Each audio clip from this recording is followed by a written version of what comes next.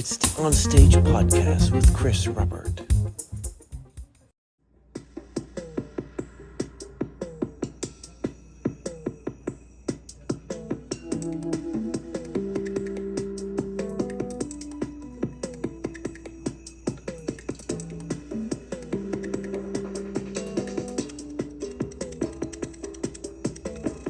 What a show every night. They stole and everyone's lying. The left side, the right side, we should cross the ocean. You feel more modesty. Looks like a burial ground. A burial every night. They're outside. Where's our freedom? No stars align. Where's our freedom? Outside is the west side. Don't know freedom. It's all a mistake. Well, Eddie Cohn, right? So just same as like Mark Cohn. You're not related? I am related. You are? Yeah. He's my uncle. Are you serious? I am. Serious as a heart attack. You're actually not joking. Wow. No.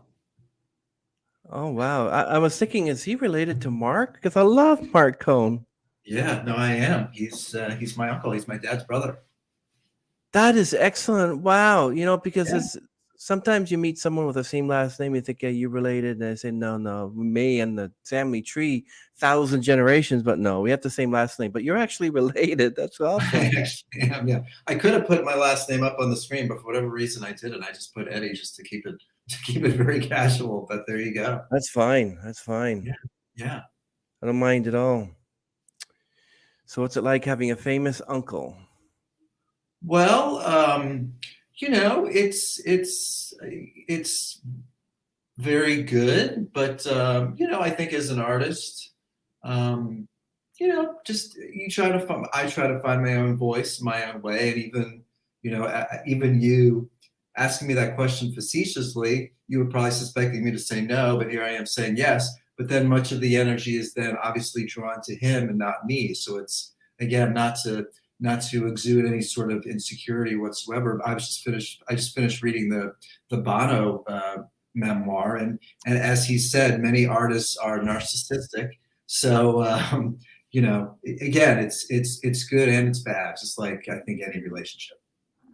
That's amazing, because I was just out with a friend yesterday for a drink, and he was saying that during a conversation, he just suddenly said, "Hey, I'm starting to read the John Bono biography." I'm like, this is weird.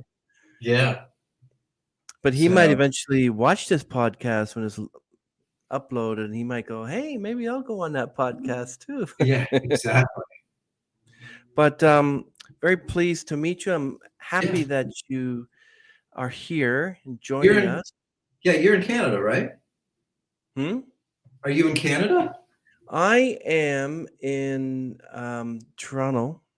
Okay, that's Canada. Yeah. Is this a geography test? No, I'm in Toronto actually, but I am in Canada. Yeah, you're right. Okay. And I've been here all my life. So basically, and I'm also a tenor, and I deal with music. And I thought I would start a podcast about a year ago, and now it's been a year, and I'm almost reaching 100 episodes. So I'm pretty happy with that. And I'm glad you reached out. Me too. So how does it feel? So did your uncle ask you to take a walk in Memphis as well? No, he did not. No. Okay, cool. I think I caught you off guard telling you that he's my uncle. Yeah, because I was thinking it could be related. So he's got to have the same last name, just like Smith and Jones. And yeah. Okay, so let me see. Welcome to another podcast. We have a special guest of Mark Cohn, the musician who we love so much. Now, Mark No, is I'm Eddie. Mark is one of my favorites, Oh, sorry. and we're so pleased to have Eddie Cohn here with us today on the podcast. Eddie, can you give us a little bit of a backstory of who you are Sure. and why you chose to be a musician? Well, Chris, thanks for having me. You're welcome. Right out of the gates, a very deep question. I am, and for years have been intrigued and interested in the arts. I'm from Ohio, but I've been living in LA for almost 25 to 30 years. I came out here not for the arts, but just it's always sort of been lurking and surrounding my periphery. And it's sort of been my go-to to make sense of the world and the emotions inside of me. I started playing the piano when I was 3. I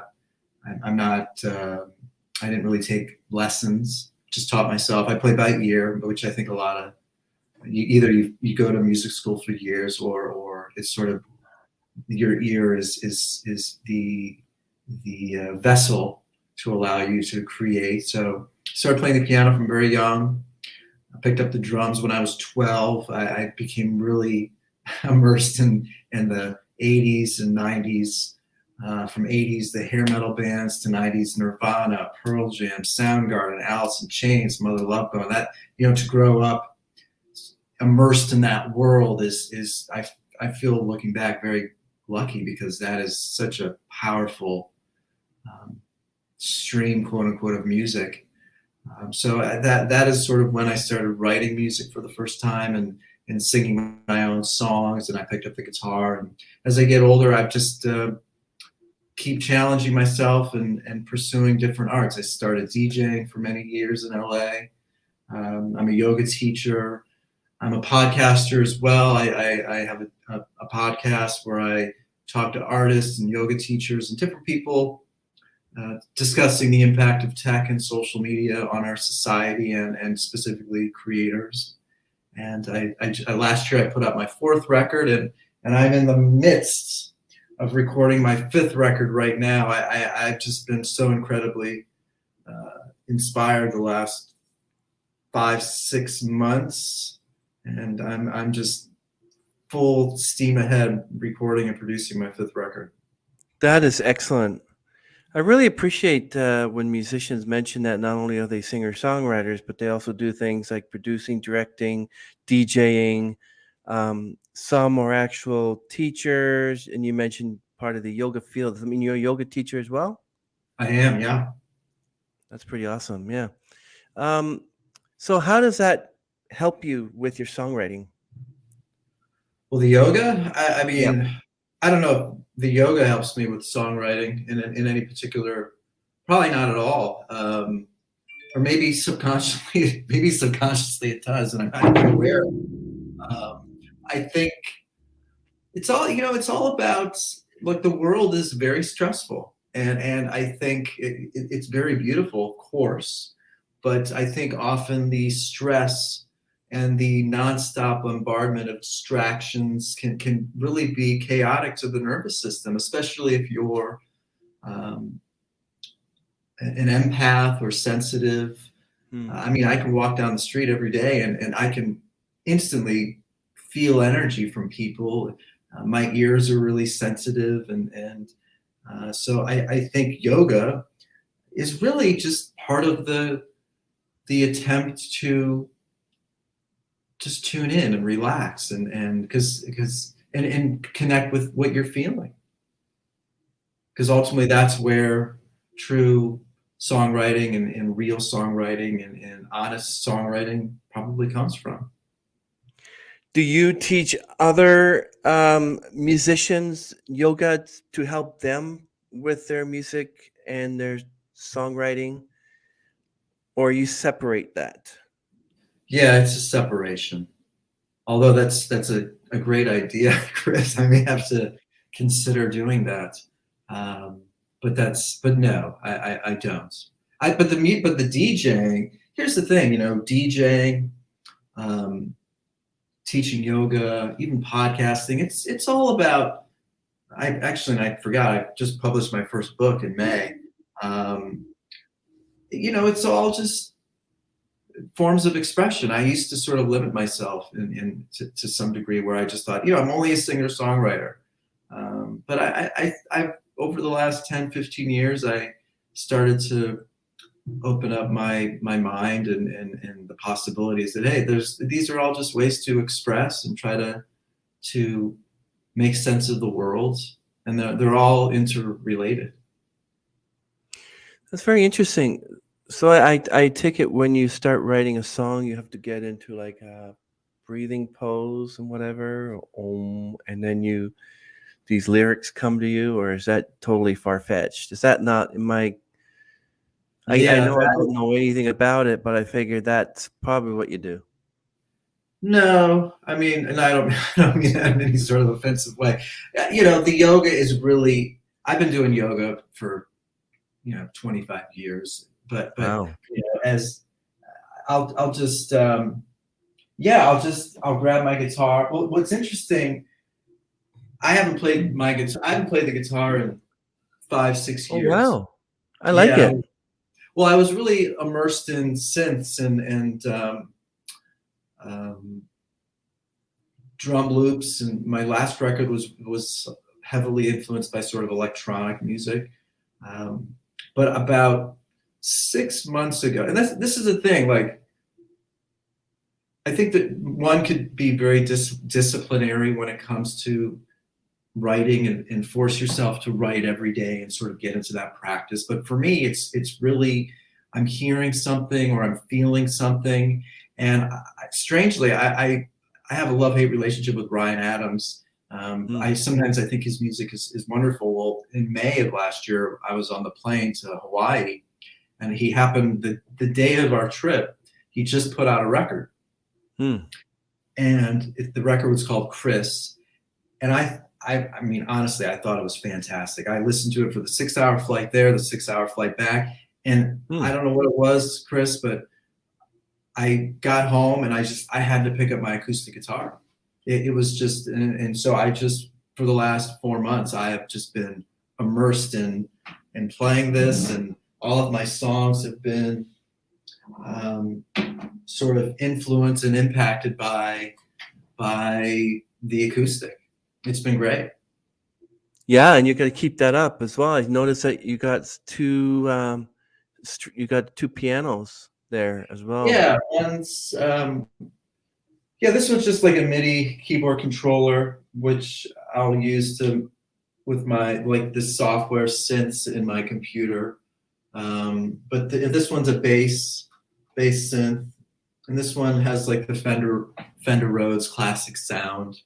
So these are all vehicles to try. The interesting thing, I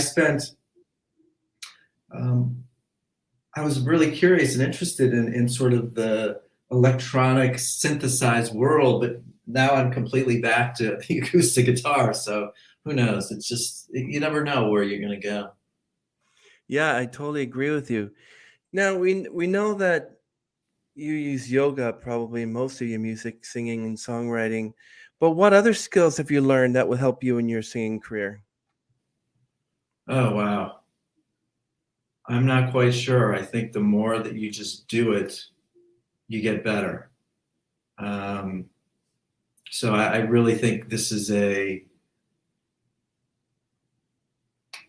just keep practicing. That's the tricky thing now. I think as a independent artist or even as a singer-songwriter, a lot is asked of people these days, because you're asked to be on social media, promote yourself. But I how that is affecting one's ability to get better at their craft, I think, is pretty profound, because I put in the work, and I write songs. I'm aware. I keep my eyes and my ears open to the world around me. I also listen to tons of music. I think just listening to music and hearing different production and hearing how do they create that sound. It's just a process. I certainly feel pretty good about my craft and how I've gotten better over the years, but it's just a long long journey. That's exactly true. I understand that. I'm thinking now when you mentioned about I have to go on social media and everything. Do you think that many musicians out there who are very inaccessible to their fans, do you think that putting their emails and their phone numbers and we can communicate with them online is safe? Because I noticed a lot recently, like when you connected with me, which is great, but when I connect to other musicians, you literally find their contact information and you're wondering if, like back in the 60s or 70s and 80s, you don't even have access to these singers because there were no cell phones and there Yeah, was no social media. But now you can go to Sarah McLaughlin's Facebook page and write a comment and she'll respond to you, stuff like that, or Anthony Hopkins or whatever. Do yeah. you feel that doing that, putting yourself in social media, is safe? Or do you do that just so that you get your fans, you get people to listen to your music? Yeah. Chris, you're opening up a rabbit hole that is something that I think about a lot. I mean, I don't obsess over it, but it's much of my focus that it has been my focus on my podcast. Just social media, how that's reshaped the world, and to your point, how's that reshaped privacy? And I think there's, on the one hand, I mean, yeah, like I like Beck, and I guess if I like his record and I want to send him a message on Instagram or Facebook, I guess that's potentially neat, quote unquote, for lack of a better word. But I think so many boundary lines are being crossed, and they're so blurry. And I think we, as a society, feel like we are owed access to Anderson .Paak or Sarah McLachlan or Alanis Morissette because we're fans of theirs. But then look, some artists have certainly turned that into their favor, and they'll charge $500 to $1,000 for a backstage all access ticket where you get to meet Alanis Morissette for dinner before or after her show. So, but I think much of that is because people aren't spending money on records anymore. And so artists have to either tour or get their music in television shows or have a backstage $1,000 ticket where you get to have sushi with Alanis Morissette. So it is, I don't, look, I'm very careful. I mean, I post videos of things that I play. I wrote a book and I certainly promote it. But I don't know. It's just somebody could send me a message on Instagram and say something that's rude and disrespectful, and sure, I could just not think about it. But we're all human beings, and it's a strange world to traverse, especially with the lens through social media. I understand that. It's nice to use social media during these unprecedented times. In fact, during the COVID and during the lockdown, how did that affect you and your music? You just stayed inside and social distance, and that's what many musicians did because COVID really hit opera singers hard. But people like Chris Mann and Randy Rainbow, they all became sort of famous on Facebook because hey, I can't go out and perform, so open up a Facebook and lo and behold, you got Chris Mann and he's creating these wonderful parodies and everything, Mhm. and then you had that nice rap tune by Adam Sandler and Pete Davidson about COVID. That was an excellent thing that came out about a first month or 2 months after the lockdown. And but under these unprecedented times, are you finding that being more used, that it helps it helps you stay connected to fans and other musicians? Do they ever reach out to you and say, hey, Eddie, I love your music, and you say, whoa, this is such and such is sending you a message, and you're like, wow? Or is it just mostly like rude comments? Like, for instance, you ever heard of Madeline Bailey? No. Okay, so what she did, she wrote a song about rude comments, and her whole song was just Oh, rude interesting. comments. It was interesting, yeah. Well, Um, I mean, you touched on a couple points. Let me try not to forget the rude comment.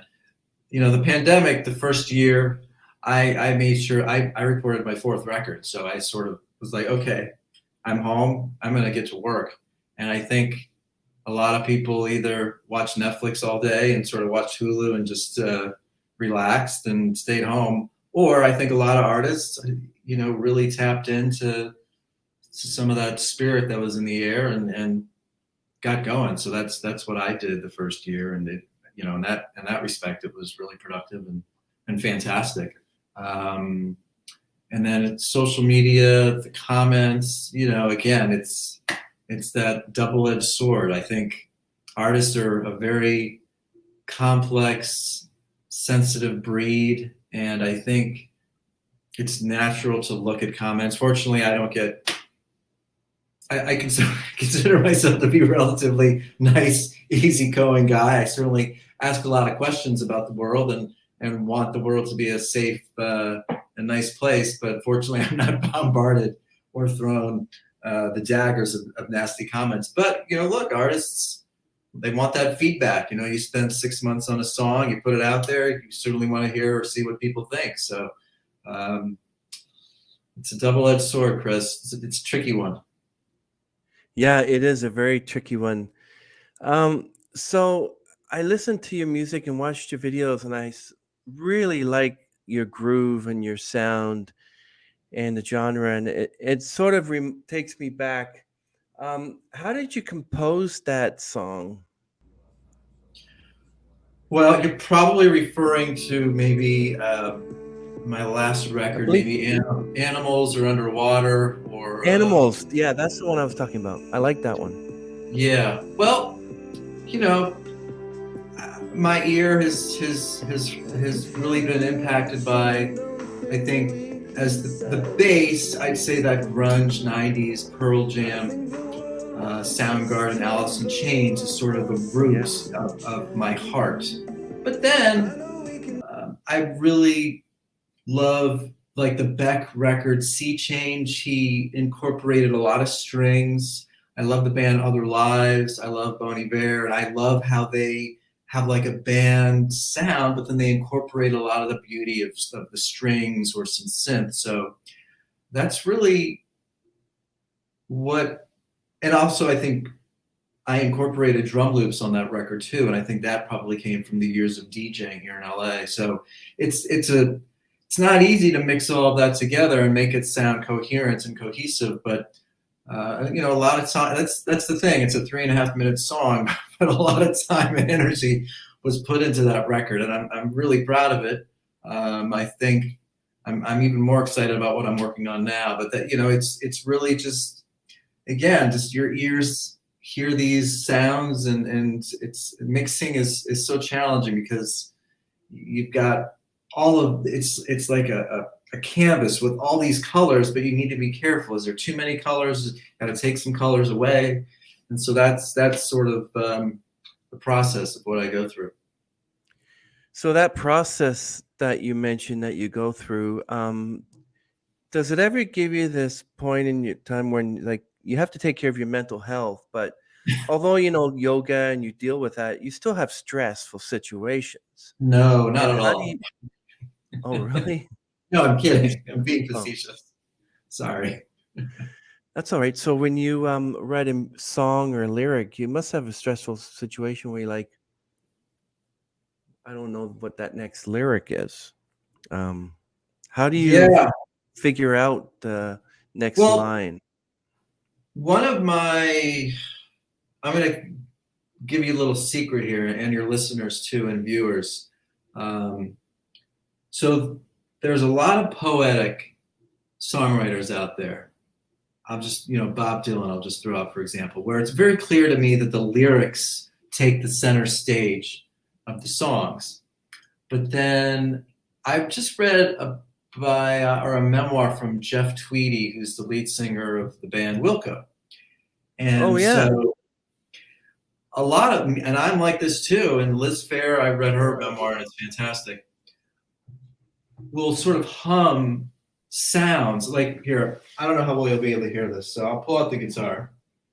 So can you hear that okay? Yeah. So Excellent. it's sort of like da, na, na,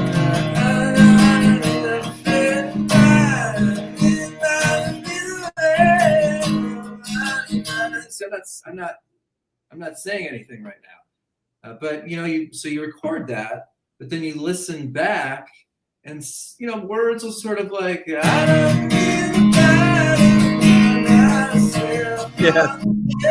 So that's, to me, the lyrics are obviously important, but the words have to sound good too. So it's about getting the melody. I'll record it, and then I listen to like my mumbling, and then like that sounds like Away or Mind or Head of State, or I don't know. So it's just that's sort of, and I feel less lonely because that's how a lot of singers write lyrics. That's odd. I figured they'd be like strumming, and I said that sounds like I see a lot of singer and songwriters when they're showing a video of their creative process. They're sitting there and they're playing, and they take a pen or a pencil and they're writing in a pad, and then they rub it out and they put another line there. Yeah. I thought that's how you play. I think maybe those in the old days, but now you got actual computers to help you with, even now today with filmmaking, you got script writing apps and stuff. So that's probably how you do it. Do you use a pencil and paper? Or do you actually use a piece of equipment? Yeah. Yeah, no, I've got my journal right here. I'll listen to my songs and start writing lyrics down. I'm a combination old school, new school for sure, but I've certainly incorporated a lot of the tools to, because that's the thing. You hear these sounds and these songs in your head, but you got to get them out of you as quickly as you can, or else you're going to forget. So, in that regard, these tools, these recording tools that we have are fantastic because they allow you to get your ideas out quickly. What do you consider to be your greatest obstacles in creating music? For instance, Animals and other songs, and to get an album out. I know that I heard a few musicians say that their last album took like 12 years, 13 years to release. And I'm like, Oh, wow. What were you doing in 12 years? Did you just like have the album ready to release, but you just decided to put it in a drawer for 12 years? Or were you literally like 12 songs, one song a year? Like, what's the struggle like? That's the strange thing about artists and music and songwriting. I think everybody is so uniquely different, and yeah, one could say 12 years is a long time, and I think that kind of is. But look, if you're not feeling inspired, you're not feeling inspired. So I was listening to this podcast with a filmmaker who, it's been 15 years, and he won an Academy Award. It's been 15 years since his last movie. So Peter Gabriel put out a record every, I guess, 5 to 8 years or so. I think the way in which our brains are being rewired, thanks to scrolling, thanks to the nonstop 24/7 news media cycle, I really believe it's making us culturally think like, oh, you need to put something out every week or two. And I think there's a lot of pressure now on artists and musicians to quickly release music and get it out there. And for me, I think I'm just getting better at hearing the melodies in my head. I don't know. I'm a melody maker. I play the guitar, and I'm getting better at just hearing melody, and that's something that takes practice and time, and knowing what a good melody is, and knowing when it's not cheesy, and knowing it's that fine line. And again, I think it takes experience and time to just get better at it. And yeah, I spent the first year of the pandemic, I recorded, and it took me a year to record the record. And that next year I spent releasing singles, putting out music videos. So that was the last 2 years. And so the last 6 months I'm back to writing songs again. But who knows, I've got like 15, 16 songs. Maybe I'll release a double record, but I can't tell you if it's going to take me another year or 2 years or even 3 years to finish this, because it takes time. It may take time. I agree with that, but don't you want to get your name out there by releasing a new album every year, like other artists? Um, I've seen that like every year they release a different album, but then like Billy Joel, for instance, I think River of Dreams was 1993, and then he said he stopped touring and he stopped writing albums, and he hasn't come up with a new album since '93. But Yeah. there's nothing wrong with him just saying, "Well, I think I'm going to release a new album." People aren't going to say, "Who's this Billy Joel guy?" Everyone knows who Billy Joel is. Yeah. But I mean, I think he's probably more of a legacy artist at this point, and I think maybe, I don't know. It's tough to say. I mean, yeah, I want to. I just put out a record, and I in 2020, end of 2021, so October. I mean, I'd love. That's the thing, Chris. You know, artists now have to do a lot of their own promotion on social media. That all take everything's energy.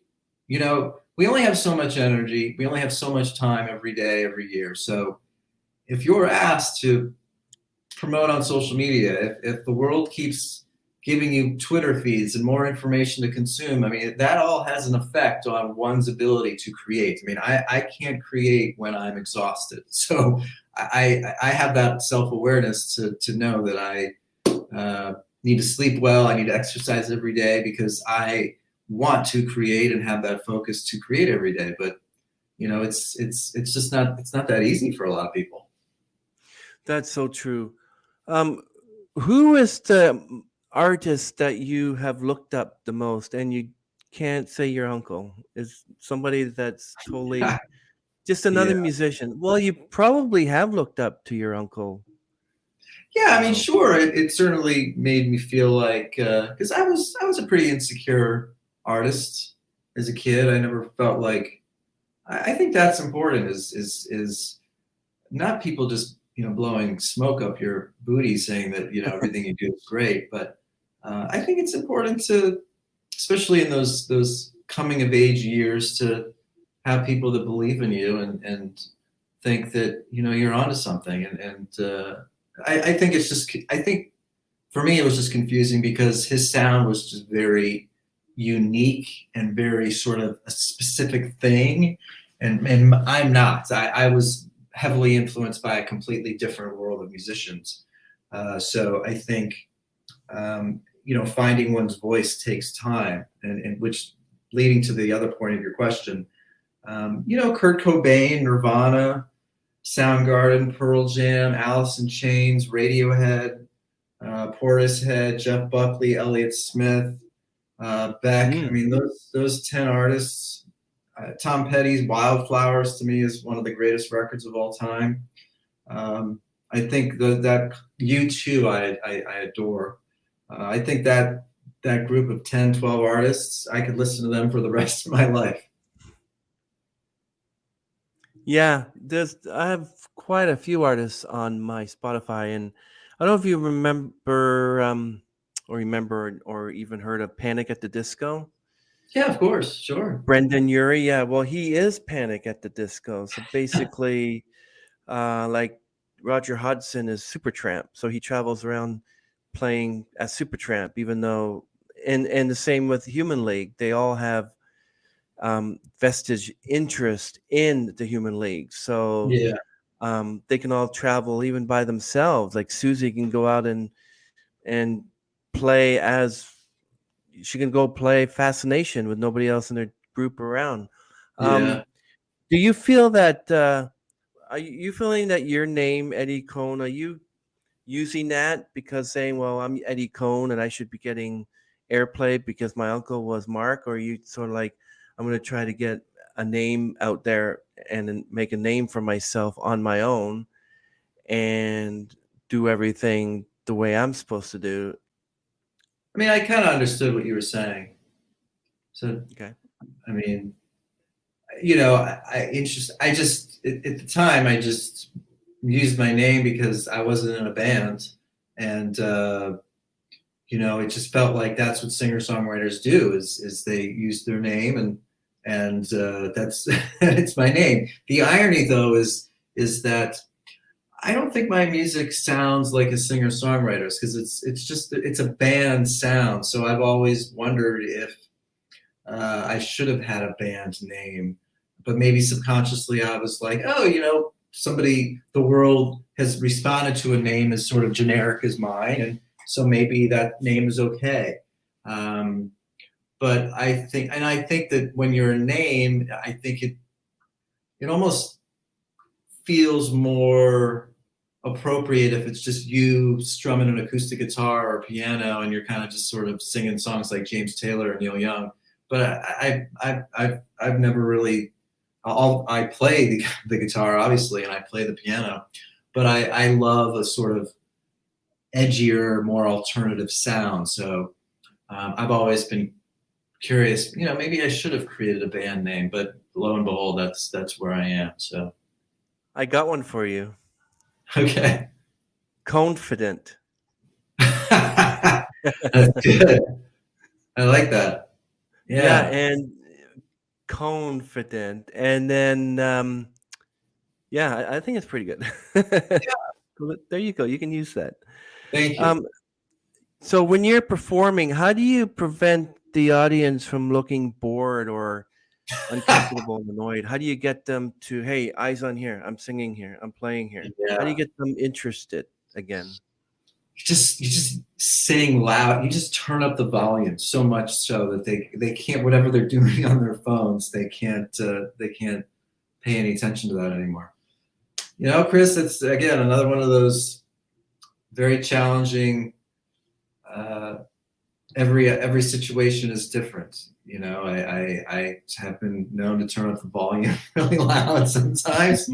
Um, I think up-tempo songs when people are, it depends on the venue. If you're sort of in a sit-down venue and people are there to really listen to the music and the doorman's very vocal about, hey, no, they won't say no phones allowed, but no texting allowed or something, then you know that you can probably play some slower songs that really require the audience's attention. But if it's 11 p.m. at night, it's more of a bar. People are there to have a good time. It's probably time to maybe play a few covers that people know. It's probably time to play those rock up-tempo songs because people want to move.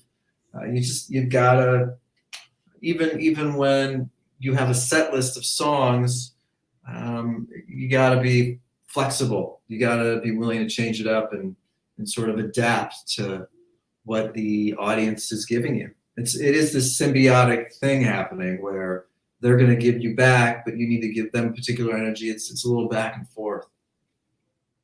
Have you ever had anybody communicate with you and say that song Animals has helped me through a difficult time, or your song has I was just on the verge of divorce, whatever, but that song really brought me back into reality? Have you ever had any feedback from your fans or other people that have mentioned to you what your music has done for them? Yeah, this last record, nothing as dramatic as getting getting out of divorce or keeping me from anything too tragic. But yeah, my last record, I got a lot of responses on social media and some media outlets. The record was really received well. I mean, it's only a year old, but it really was a sort of a comment on our culture during the lockdown years, and a lot of people really found that record to be profound and helped them get through the emotional turbulence created by the lockdowns. Yeah, the lockdowns was something. I mean, like we mentioned before, people were trying to do something productive while they were locked down. But now that everything's open, like even the opera singers and other musicians around maybe last year sometime or beginning of 2022 or whatever. Sorry, when I say last year, I'm thinking 2021. Yeah, But in early 2022, people were starting to perform again and with more vigor yeah. and releasing new music, and it's on Spotify. And Eddie, when was that first oh shit moment when you realized that music was going to pay off for you? Hmm. Well, I think I've always, I think it's always, I'll answer that two ways. Psychologically, it's always been there for me. Just, when life gets challenging or emotionally turbulent, music is this calming factor. But then I think when I started playing, I played South by Southwest about, I think it was probably like 8 years ago. I played there 2 or 3 years in a row. And I also was going to some music supervisor conferences in LA. And I could tell that was the first time people were really giving me the impression that, oh wow, we're really digging this music. Or when I went on the road with my drummer, this was probably 10 to 15 years ago. We did some shows up north. We did a Midwest tour, and then we also had this residency in San Francisco. I just, those moments really made me realize, hey, what we're doing is really cool, and people dig it. It's just the hard part is getting people aware of your music, and because again, there's so many different things that people can be doing right now, from listening to podcasts to watching 25 shows on Netflix. It's breaking through and getting people aware of your music. So that's the challenging part. Well, I wouldn't expect you to be watching 25 shows on Netflix when you got two pianos, you got a guitar, you can just spend your whole day just learning music, playing guitar, playing the piano, singing, and then 5 hours will go by. That's like people would rather watch you in a show than watch a show on Netflix because Yeah. just how good your music is. Thank you. So how would you describe your fans? Boy, like females, 30. No, I'm kidding. I think there's a bit of sophistication to the music that I write, and it sort of demands a little bit more from the listener than just background music. Although I'm trying to make a record now that is more like, I don't want to think too much. I want to turn it on, it rocks, and there we go. But I think my fans are probably a little on the sophisticated side, creative, curious about the world, and like music that makes them ask questions. Does that answer your question? It does answer my question. So would you describe the fact that do you create music for yourself, or do you think you create music more for your fans? Oh no, 100% for me. I mean, obviously, I want people to like what I have to sing about, and want people to like the melodies and the soundscapes that I create, and that's always rewarding. But I need to like it and love it first. I need to think what I'm making sounds amazing, and it's something that I would want to listen to over and over again. And once that's accomplished, then more than likely people will like it and people will respond to it. But I don't mean that in any sort of selfish way that fans and listeners aren't important. But I'm definitely creating it for me and want to enjoy it and like it first, and then if the after effects of that are lots of people like it and listen to it, well, then fantastic. Yes. You must have a lot of fans out there and say, hey, mom or dad, or look at this guy, Eddie Cohn. Oh yeah, I like him. Oh wow. And then that's how you build your fan base. That's how you build it's called networking. Would you do you see yourself who do you see yourself as your main competitor? Do you feel that there is a competition in the music market? Do you think your name will eventually rise to the top, or do you think? Yeah, I mean, I don't think of it as competition, and I'm not trying to pinpoint on that word as a bad word choice, but I think of there's I think I'm just trying to make great music, and sure, I get frustrated if 100,000 people haven't streamed or downloaded a particular song that I thought was just fantastic. But there's so much content and music out there right now, Chris, and from the podcasts I make, the book I wrote, the music. I mean, I can't think about the competition. I think there are other artists, Bon Iver, Beck, that have a similar sentimentality to some of the stuff that I sing and write about. This particular record that I'm working on sounds a lot like the War on Drugs or Ryan Adams, but they're just peers and colleagues. Yeah, I heard a lot of Beck's music, and he's sort of got this kind of vibe, kind of like genre. Um, I can't remember his last name, Beck something, And but it's just he he goes just by goes, Beck. but yeah, Beck Hansen. Beck Hansen's his name. Beck Hansen, yes, yes, Yeah. and he's pretty proficient in his songwriting and music as well. Yeah, Um, very much. so, if you could collaborate with another musician, who would it be? Beck would be Beck would be great. Okay. I'd love to be in the studio with Taylor Swift. I think that would be fun as I'm getting older. Wow. I think just writing songs with her would be a lot of fun. And I like the new Harry Styles record. Yeah. I mean, it's been out for a while now, but I think he's fantastic. As a pop artist goes, I'm all in. I think he's great. Pink, also another pop artist, is great. Pearl Jam. I mean, I'd love to be in the studio with Pearl Jam. Those are some people that come to mind for sure. Those are excellent as well. Yeah, Taylor Swift. Even Miley Cyrus, I think she's got an incredible voice. I don't listen to a lot of pop music, but boy, to be in the studio with her and write some stuff, I think would be fantastic. I think she's like open to a lot of different genres, so that would be great too.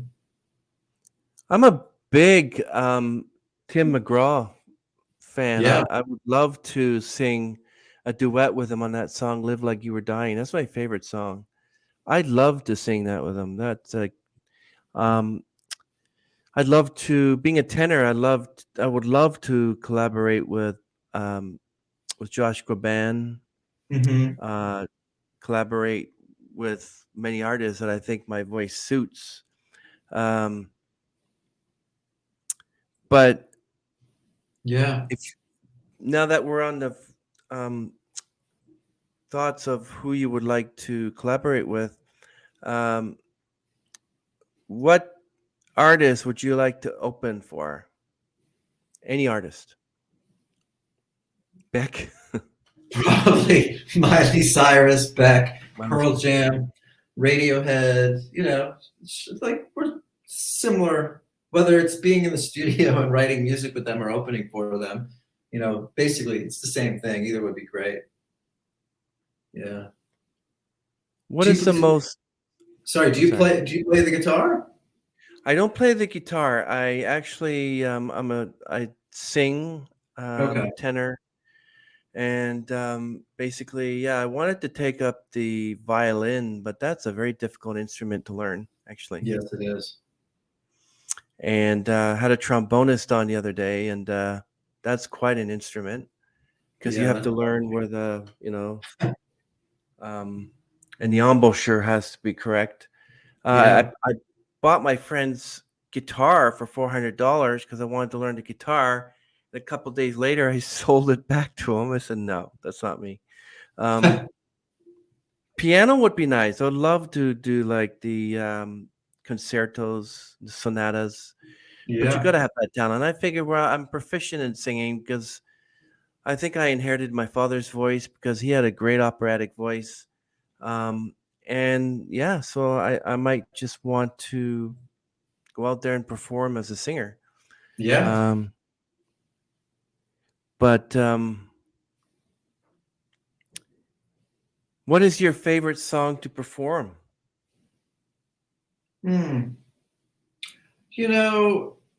Boy, there's a song that I wrote on my second record called "Stone for Weeks on You" that that's a lot of fun because it's really percussive and the drums are really big and loud on that song. So that's a lot of fun. Freedom, which is off my last record, we played that one out, and that was a lot of fun because again, I really like the percussive elements in songs. So yeah, I mean, those are a couple that come to mind. Yep. So what's your favorite instrument to play? I suppose the piano? No, I mean, it changes. Well, it was right now the guitar for sure. I'm really enjoying playing the acoustic. It's been so much fun. I haven't played for years, so I'm just immersed in that right now. It's been great. Yeah.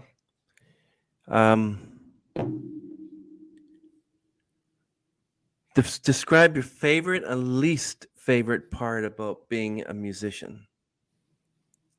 Did you say least and most favorite? Yeah. Well, yeah, favorite just it's just the feelings that one can create through music is truly a gift. Melody and songwriting, it's healing and just indescribable. Really, music is just this beautiful vessel to allow me to express myself. So that's definitely the greatest gift. I mean, the challenging thing now is as we've touched on and discussed. I think my least favorite or the challenging part is just breaking through and connecting with fans and getting people to hear the music and all the steps and hurdles that I go through to break through and get it heard. I mean, I've really enjoyed the music videos that we made for the last record. That was amazing. I taught myself to edit, and I think that those videos all came out really well. So that's that part of promotion and marketing is great. But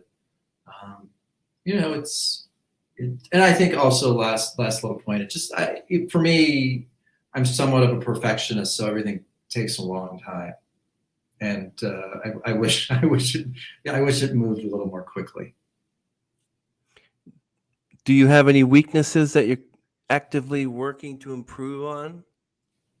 Yeah, I mean, I wish I could bench press 400. No, I'm kidding. Here's thinking about. I just sometimes my records can be a little dense in the sense that there's a lot going on, and I think this record that I'm working on now. I'm really trying to, guitar, bass, drums, obviously the vocals, but then just like little colors here and there in different parts of the song, but try to bring it back a little bit. Less is more. That's what I'm working on this project. Yeah, you seem so passionate with what you do. Yeah, I really believe in it. Do you think your music has improved over the last few years? Oh yeah, absolutely. I think so. I keep working on it, and again, it just takes time, Chris. You gotta keep finding a new piece of gear to get better at, and I really do. I really believe that my last record was better than the previous, and the previous was better than that one.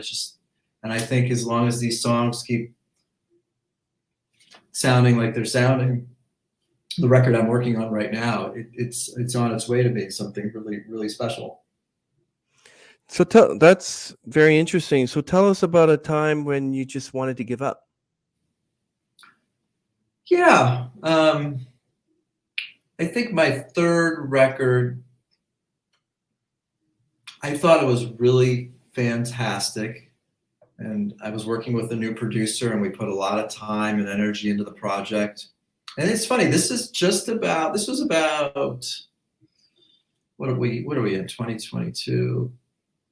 This was probably 2015, 2016 or so. And that's just when social media was starting to percolate and get people's attention, and it was sort of becoming this dopamine machine.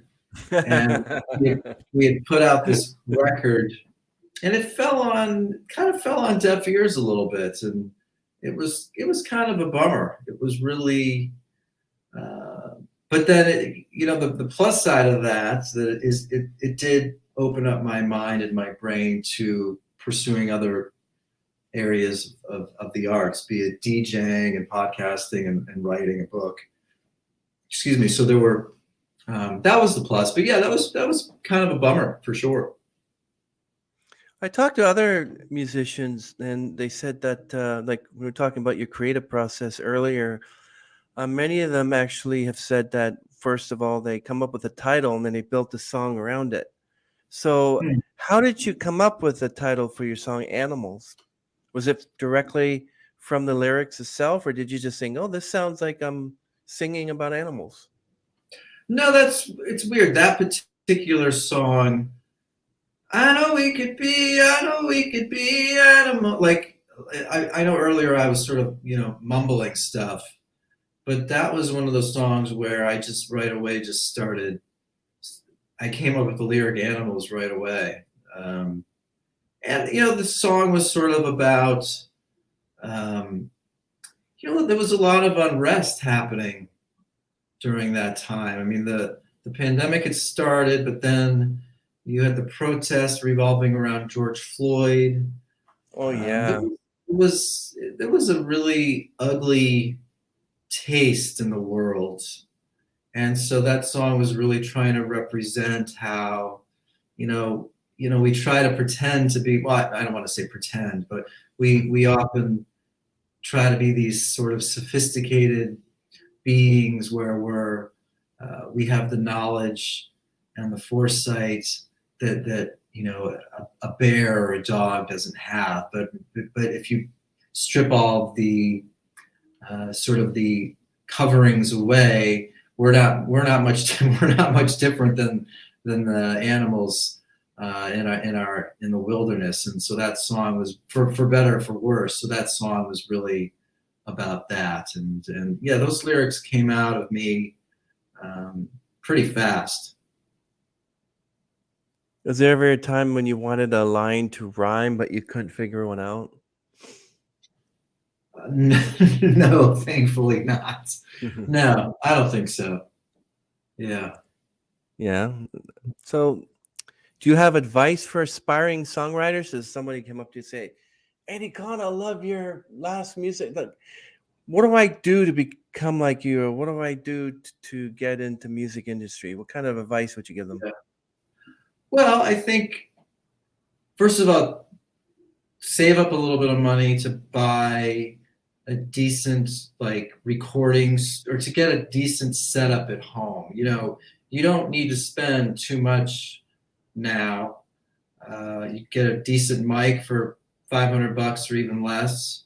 You can get, your computer, which can run anywhere from, $1,000 to $2,000, but in the scheme of things, it's still not that bad. Get a good mic, get a good preamp, and just learn Logic or Pro Tools.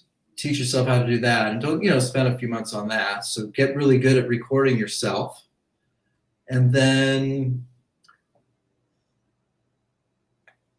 try to listen to a lot of music and try to figure out what you like, and try to buy a guitar or buy a piano and see what's coming out of you. Do you respond to the piano more? Do you respond to the guitar? Try to figure out, your sound, what resonates with you. It's a process. I mean, it takes 20, 30 years to really figure it out. So I think surround yourself with the arts, listen to a lot of music, get a piano, teach yourself how to record at home, get a guitar. Maybe you love drum loops, so get a drum loop maker for $100 and come up with cool loops and start singing melodies over that. You got to be open to experimenting and trying different things, and then also just go out and meet other musicians. I think that's really important. I'm good at a lot of what I do, but I'm not fantastic at the bass. So it's always great to call a bass player and say, hey, I need bass on this song. Let's do this. So I think really all of those things probably would be really helpful. But many of these would come up, they'd say like, well, I can't sing, I don't have any instruments. I guess an advice would be, well, get some vocal lessons and see if you can afford that. And once you feel that you don't have a musia, which is a medical term for tone deafness, Mm-hmm. musia, and that's good advice, Eddie. That's great advice. Um, so, do you think if you could change one thing in the music industry, what would it be? Definitely the streaming world has ruined the music business. Now I realize that we've pivoted, and a lot of artists realize now that to make a living, you have to tour or license your music into movies or TV shows. But I just think the cultural impact of allowing people to spend $10 a month on Spotify, I just think psychologically that's it leaves a wrong impression, because I do feel like that trickles down into other fields. I don't think the arts are valued like they used to be. I think people have a hard time spending money on art. And if Spotify, when Spotify and Napster came around, I think that not only changed the music industry, but I also think it rewired people's perception on the value of art. And why should I spend money on this thing? And then even to some of your earlier questions, well, you should just put music out every week or month or 6 months. I mean, this all takes time, and I think by allowing it to basically be put out for free, I think that's a system that is broken.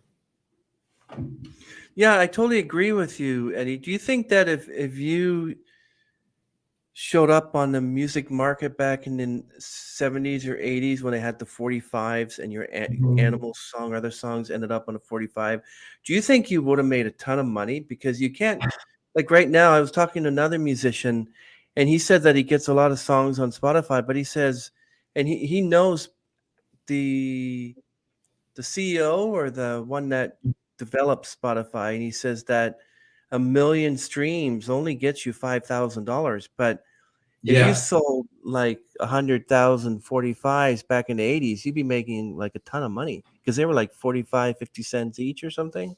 Do you yeah. think you wish you were on the music market back then, or do you think you've arrived at the right time? Yeah, I think the pluses and minuses for both. I think there are still lots of struggles back then. I mean, I think um, although the system seemed to be more coherent, and there was like an A&R company that specifically went out to find talent, and nowadays it's more like uh, if you get something on TikTok going, then the labels will be like, oh, we should get that person because they already have something going on TikTok. I think it's the landscape is very different now. I think there were struggles back then too. But yeah, I think the potential to make an exorbitant amount of money back then seemed to be more realistic than it is now. Is it really about money? But I'm kind of disappointed because Sting sold his entire catalog to Sony for 300 million. Like, Yeah, why? I'm I not mean, why are sure. you selling your music for 300 million? Do you need the money or you just want to get rid of your old catalog? Yeah, I Like, don't know. I don't know the story behind that. yeah, that's kind of interesting. Um, so what is your opinion about covers? Like, I believe, I don't know if you've done a few covers, I think. Um, Yeah, I have it for shows. I haven't recorded any, but it's something I've thought about doing. What do you mean, like my opinion on them? yeah, what's your opinion on, for instance, I'm going to bring up Hold Me Closer by Britney Spears and Elton John. Like, what kind of collaboration is that? Really? Seriously? Like some people just don't belong together. You know what I mean? Yeah, well, that's a little. I mean, that's slightly different than just the idea of covers. Um, yeah, I mean, I think if it's presented in a new and unique way, I mean, there's a Tears for Fears song, "Mad World," that I loved, and there was a couple covers of that song that were beautiful and unique and different. So um, I think the show Westworld had these really interesting like solo piano covers of contemporary songs. I mean, that was really cool and interesting. So it all depends on um, the perspective, how unique it is. So That's true, and sometimes the cover is even better than the original. You believe that? yeah, no, I agree. There was a remix of Madonna's Vogue. Beyonce did a remix dance version of it, and I thought it. I mean, I love Vogue. I think that was a great song, but this version that Beyonce did, I thought was even better. So, you know, So, what is the saddest song you've ever heard? hmm, the one that's coming to mind now, but there's a song by Radiohead called "Let Down." Mm. Pretty sad, but it's really beautiful. I think it's a great song. I mean, it's sad, but it's that one comes to mind. There's another song by Elliott Smith called um, what the heck is it called? Hang on. Everything Means Nothing to Me. That's a great song. Also, it's very sad. Um, so those two come out stick out in my mind for right now. I have plenty few songs that I like, which are pretty sad, but I like a song that shows your emotion, makes you like, you feel that your heart emotionally, and you don't feel anything for anything anymore. So you listen to a sad song to break you up, and then you start crying. That's how I Yeah, feel. yeah, yeah. Fake Plastic Trees by Radiohead's another really good one too. Plastic Trees. So you're talking more about Radiohead, yeah. Yeah, fake. It's called Fake Plastic Trees. It's a Fake Plastic Trees. really sad song off the record's called The Bends, but it's really good. I think Tom York is a really proficient songwriter. And actually, his whole band is really going to apparently, yeah, it's Yeah, pretty awesome songs. yeah, absolutely. Is there a particular place where you feel most creative? Just in the studio, when you're surrounded by gear and musical instruments, it's about finding a space that you just feel comfortable in and relaxed. So yeah, just in the studio. Just I love like I just recorded drums um, at my friend Jake Reed's house. He has a home studio, and that room and just being in there with him drumming, it's just it just fuels creativity. So I think if you're collaborating with nice, sensitive, creative people, and you're in a space that is welcoming and relaxed, those are the ideal environments for creation. Where are you going from here? Like, what is next for you? Right now, it's just all about this new album. Yeah, I've got, it's like 16, 17 songs. I never would have thought that I had that many that I feel good about, but everyone is at a different phase. I'd say 9 of them, 10 of them have the drums and the bass. They all have scratch vocals. They all have some synth on them, but I got to start recording the electric guitar. So I'm going to start doing that next week, actually. But dealing with 15 songs, 16 songs, that's more than I've ever had to deal with. And meanwhile, I'm still writing others. So, but I really want to get this record done. I'd love to have it done, by the end of the year, or at least close. That would be amazing, where these songs all have good vocals and the lyrics are done. And because mixing can take a few months. That's always a long process. But right now I'm all about this new album. Do you have a title for the new album yet? No, that's a good question. No, you know, the song titles are mostly done, but no, that's down the line for sure, but not yet. Why do you suppose a lot of musicians are recording EPs or albums, but they put less songs on it, for instance? Like, what would you consider to be a good amount of songs in an album? I've seen songs from about 16 to 17. I've seen songs, Yeah. EPs, like 6, 7 songs. What do you feel is the most comfortable number of songs for an album? Well, now probably 10. I think that's solid. But I remember when the Red Hot Chili Peppers put out Blood, Sugar, Sex, Magic. I mean, that thing had 16 or 17 songs on it. And I just, you know, I don't want to beat a dead horse, Chris, but I think a lot of people, record executives, even creators, are fully aware that people's attention spans are very quickly getting worse and worse, and it's all about staying in people's minds as opposed to the quantity or quality of the record. So if you have a record of 10 songs, well, maybe you should put out one song once a month for 6 months, and then after 6 months, then release the record of the 10 songs. And that sounds kind of disrespectful to the record, but because people look, I have friends that work in the entertainment industry, and they're changing the way shows are being created because again, people's attention spans are dwindling very quickly. So I think the record right now of 10 songs, if you are going to put out a record, 10 songs is great. I think Taylor Swift has cornered the market because doesn't she come up with 2 albums a year? I believe. I think she did. Yeah, I think she. Yeah, I believe you're. Ryan Adams is putting out like 5 records a year, which is ridiculous. But yeah, Taylor Swift. I like Taylor Swift's latest record. I think it's pretty good. I think it's. I like it.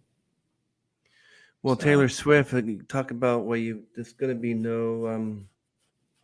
Sorry, I had something there for a second. It's funny when you have something formulated in your mind and you just want it to come out, and you're like, wait a minute, what was that I was going to say? Yeah. But yeah, for everyone, please hit the subscribe button for more content, and every link and biography from Eddie Cohn will be in the description, including his videos and a video animals. And Eddie, we're so excited about you being on our podcast, and we look forward to hearing more music from you. Thanks, and Chris. You're very welcome, and we really appreciate it. Really nice to meet you, and Likewise. thank you very much. And so we're going to end the stream, and we'll just wait. Thanks again. Bye, everyone. Bye, everybody.